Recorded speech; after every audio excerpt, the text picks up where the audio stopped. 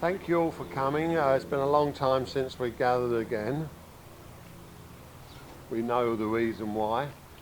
I'm hoping that, well, I know Aikido to me has been more of a family really over the 50 years that I've nearly done it now. So I really do, I do appreciate it genuinely that you've come all the way, whether you've come from around the corner or whether you've come from, you know, the other side of the country. Richard yesterday done 9 hours for this trip, you know, with traffic and problems. So perhaps to see Nick rather than me.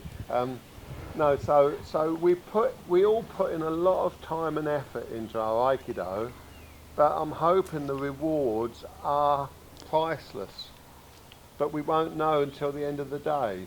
You know, perhaps today will be the day that this light bulb, as we call it, will go, that's what it is. Now I understand more. And all those years of not understanding and training might all of a sudden come together. But perhaps they won't. But that's the journey we're on. And I hope, and I think that's what all of your journey's on.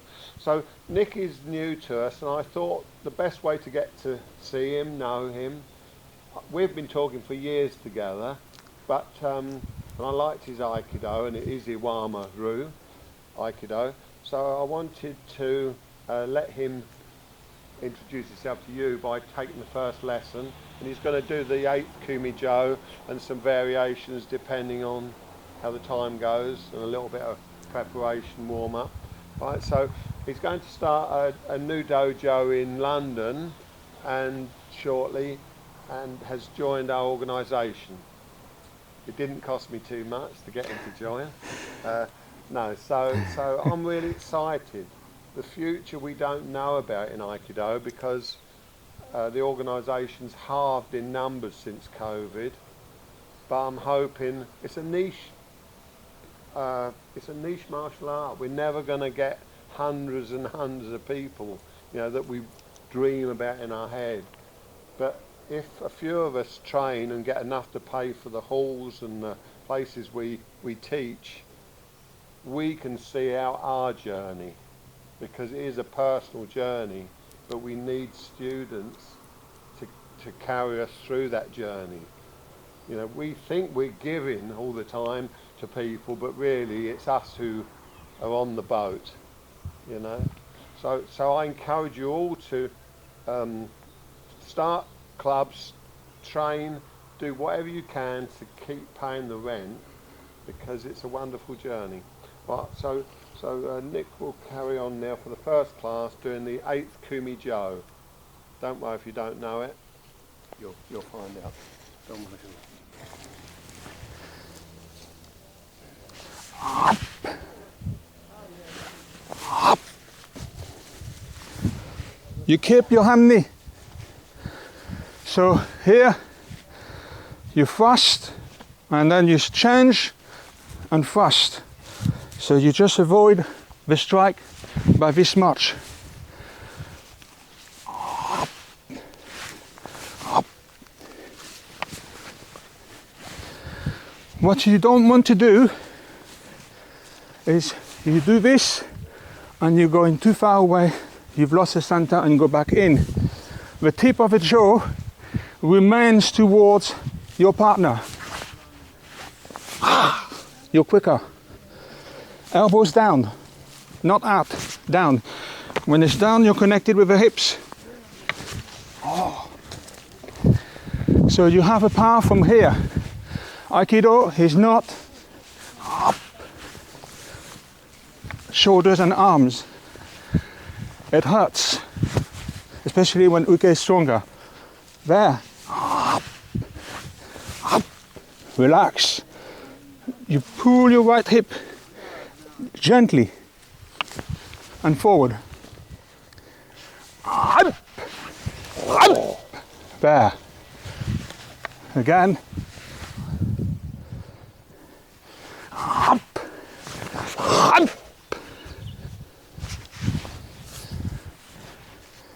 Up, up,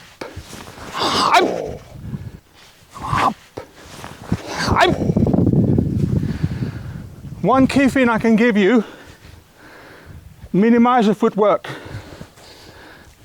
I lock my front foot up. I don't move my front foot when I do yokominashi until I'm ready with a strike.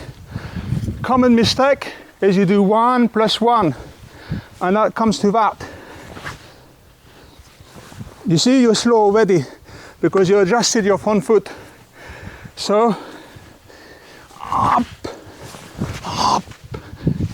When you lock your front foot, it forces you to move your hips.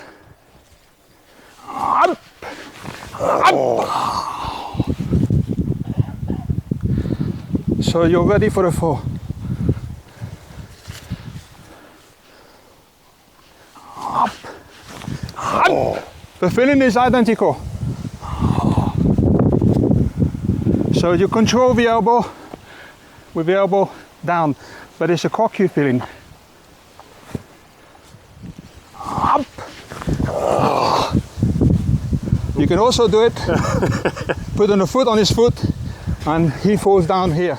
And you'll understand the tight space you have forces you to move hips first. Hips move before your feet, not feet and then arms. Hips, up, up, up, right there. Again, hamni. Up, up, right here. Up, up, up, up. This is a strike, up, and this is a 4. But we don't do the back 4. The strike and the 4 slightly different. Up, up, strike, bang. The feeling with his kokyu filled your left hand, right hand. In fact, when you do bukiwaza, at the end, you should feel quite filled with kokyu, because the holding of the jaw or the ken gives you that intense feeling. Up, up, right there.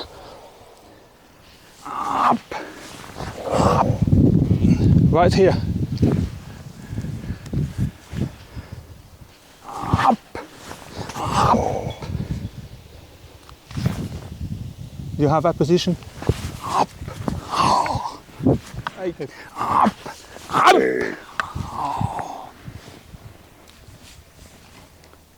Up, up, up, oh. Up, up, up, oh.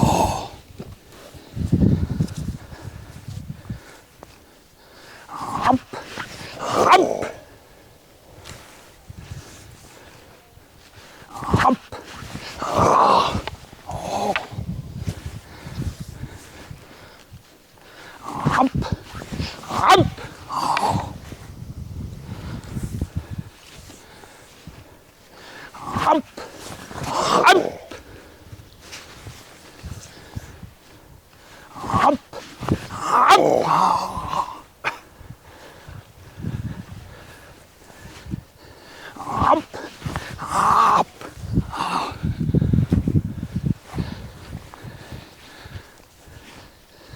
Up, up, up, up,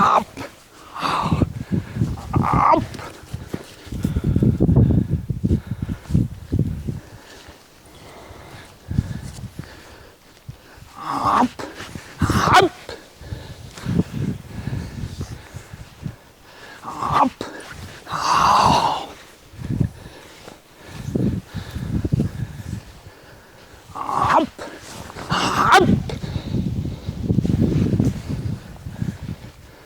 up, up, up.